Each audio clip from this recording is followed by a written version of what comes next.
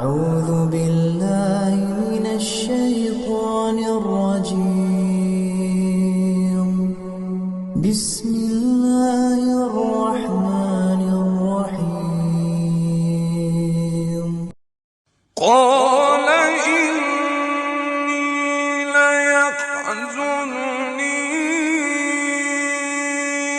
أن تذهبوا به وأخاف أن يأكله الذئب وأنتم عنه غافلون. قالوا لئن أكله